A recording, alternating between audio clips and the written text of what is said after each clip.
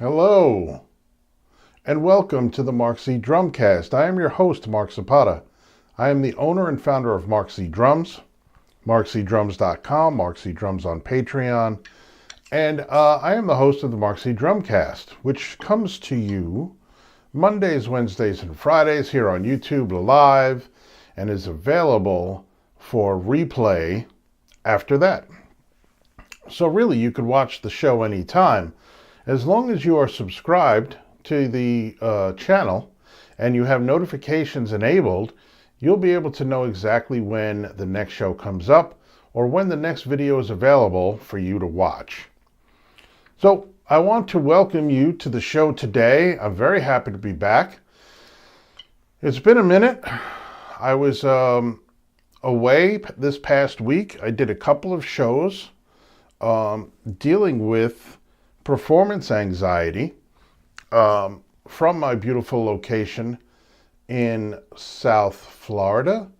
And yeah, it was a lot of fun. It was a great time visiting with family and friends, hanging out, having fun. Lots of football last week. A lot of football last week. My nephew and I are big NFL fans, so we spent a lot of time talking football and watching games together and hanging out, having a great time. So I'm happy to be back, although I had a wonderful Thanksgiving week with the family. I hope everybody out there did as well. I took Friday off, as most people are off, hopefully the day after Thanksgiving. So I took the day off, but I am back with you here today to talk drums and to answer any questions. If anybody has any questions, if anybody deals with performance anxiety, I would also love to hear how you guys out there deal with your own performances. Maybe some of you don't have performance anxiety at all. Some might have just a mild feeling of nerves. But on the other end of the spectrum, I know some people that go through pretty heavy duty bouts of performance anxiety before they perform. And of course, they do it anyway, which is the definition of courage. They go out there and they do it anyway. But, I know people that deal with anxiety to varying degrees before they perform. So I would love to hear some stories from anybody out there who wants to share about how they deal with their anxieties, or if they have no anxieties at all. I don't really have any performance anxiety. It is pretty much for a long, long time has just been that kind of excitement that I feel in my stomach, because I'm always well prepared. So make sure you're always well prepared. I was working with one of my student bands last night. It was really nice. I gotta say, it was kind of unexpected, but it was really nice to come back to a lot of "you were missed," "welcome back," "good to have you back," from my students and my students' parents, the clients, my student bands. Everybody was excited to see me back, which was really, really nice. It's always a nice feeling. And like I said, I was taken by surprise by it, but a very, very nice surprise. So thank you to everybody who warmed my day yesterday when I came back to work and made me feel good. So again, working with my student bands. It's a very big part of my life. It's a very, very big part of what I do. So I do tend to talk about it a lot on the show because I get so much out of working with my students and so much insight and understanding, not only into them, but into myself sometimes, because I see so much of my younger self in my students today. And circumstances aside, because I did not have this type of environment to grow up in to kind of hone my skills and learn how to be a better musician. I had lessons, but I did not have that environment where I was working with other musicians, where I had experienced, knowledgeable directors to direct what I did in my rehearsals with my bands. I didn't have any of that. It was learning on the fly. But luckily, I played a lot of shows when I was young. I had a lot of experiences when I was young with my bands, when I was 16, 17 years old. Right about the age that my student bands are now. They're 14, 15, around that area. So, my experience was different. But I'm grateful that these young people have the place, the opportunity that they have to be in that environment, to have all the instruments they need, a place to rehearse, qualified, experienced directors to guide them, and every instrument that they could need, full PA system, lights, a stage. The environment is really cool for them. And I don't,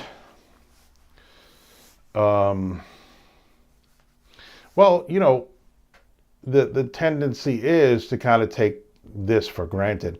So I try to remind them that they shouldn't, that they should be really glad that they have this environment. And also, it's a social thing. They have such a great time getting together and playing music together.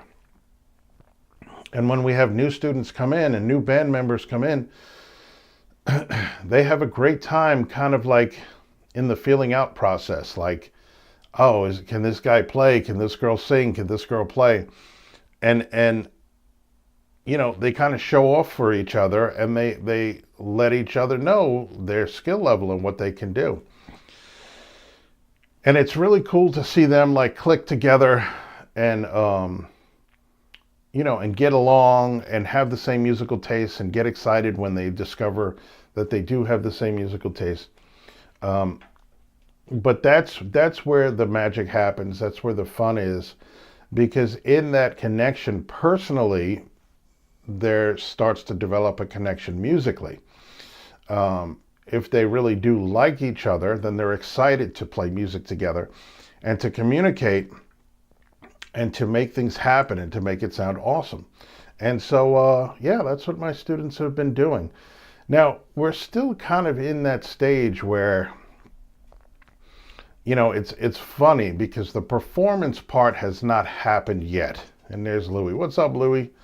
Everybody say hello to my co-host, Louie, who's coming in to check on me, and then he's heading back out to see what's going on out there. So when we're at that stage where not everybody's super familiar with the music, we're not at the performance part yet of the process where the students feel comfortable enough to start to actually perform, right? They're in that stage where they're just standing up on stage, kind of looking like, they'd rather be anywhere else, or just looking nervous or just looking unsure. And so there's no real movement, there's no real performance. And as the process moves along and the bands get tighter and they get more familiar with the songs, I expect to see that spark happen and that change happen where they start to actually perform instead of just playing their instruments. There's a big difference. And the energy you put out to the audience is infectious, it's contagious, and it spreads throughout the audience and the people that are watching you. So you're going to kind of get back what you give. So if you have a performance that's just kind of blah, that's what you're going to get back from the crowd. So you have to show some enthusiasm, some energy, some excitement about what you're doing, and you'll get that back from the audience. So anyway, today I'm coming to you on this beautiful Wednesday. Oh wow, so not only did I take Friday off, I guess I took Monday off too. I didn't do a show on Monday. Back from vacation. But I have missed coming on here and doing the show. I have missed talking to you guys. So let's just chalk it up to, like I said, holiday week. And I have some extra pups here that I am taking care of for a few days. And so anyway, this is a show to kind of get back on track. What have I been working on with my students? Well, we've been working on hand technique. I have a level 6 NISMA student that we are preparing a piece for. And I love level 5 and 6 because it's challenging stuff to read. And I like, that's, so much stuff happens when we get to those levels in NISMA for my students. There is such a jump in growth because of the preparation needed to play these pieces and to be ready for level 5 or 6 NISMA snare drum, and especially level 5 or 6 NISMA drum set, which is very in depth. So it's exciting to get to that point with a student, because I look ahead to the incredible jump that they're going to make in their reading skills and comprehension, their sight reading abilities, and their understanding of all the things that need to happen when they go ahead and do their NISMA performance. So yeah, that's about it.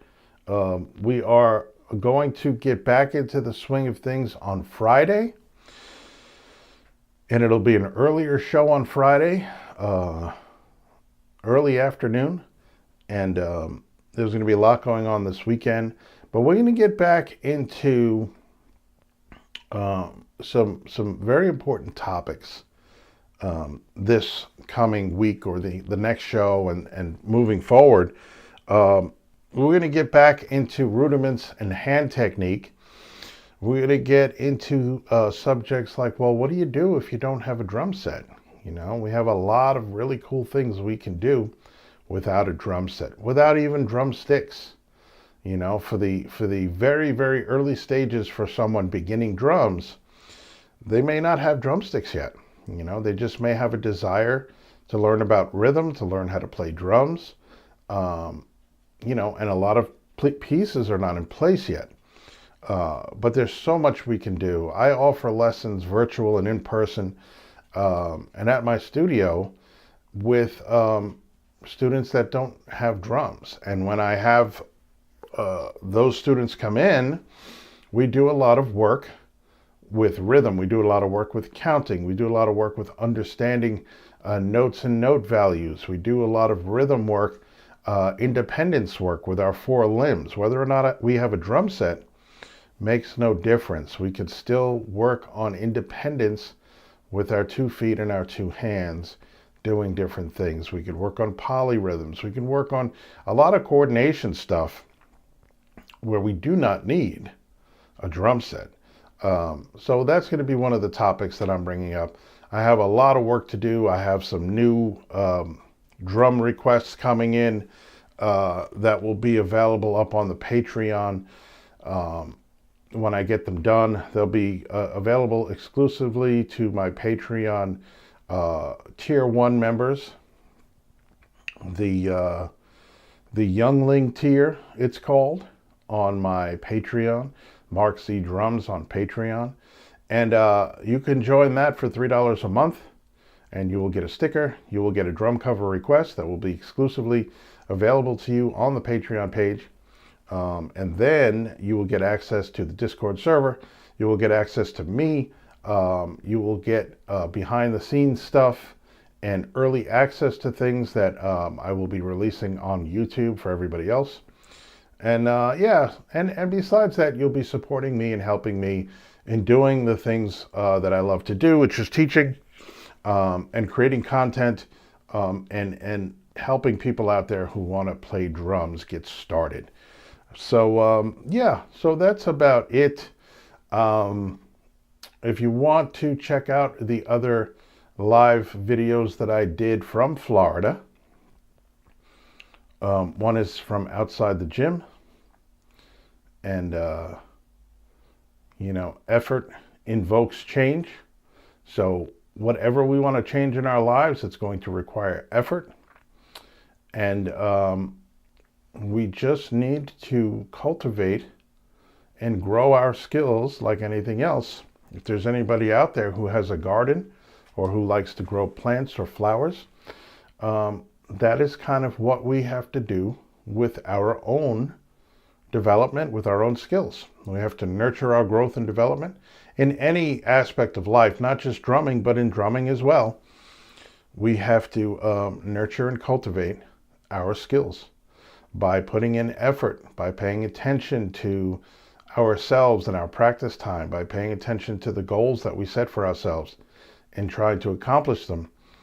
We need to put in effort and time and energy into those things that we want to grow in our lives, whether it is our skill at drumming, our skill at anything else, any kind of relationships that we have with our friends, with our families, with our loved ones, with a significant other. We need to put in time and energy to cultivate those things and make them grow. Okay, we always want to be growing, and just like my channel here, my channel is growing. I have a lot of new people coming on board, a lot of new people watching my videos, because I'm putting in the time and the energy to cultivate the channel and to bring content to everybody that's interested in watching. But there is going to be more energy put into it and more time taken as we move forward through this process. And I want to thank you all for being a part of it. I want to thank you all for watching. And I will see you again on Friday. If you have any ideas, if you have any thoughts, if you have anything that you'd like to know about, ideas for topics for the show, something you want to learn about, a song you want to learn, hit me up here at MarkZDrums. Go over to my Patreon, MarkZDrums. Wherever you can find me, leave a comment, leave me a direct message, whatever it is. And I will see what I can do about that. So anyway, thanks everybody for showing up, for joining me here today. And I want to tell you to have a great week, and I will see you again on Friday. Thanks.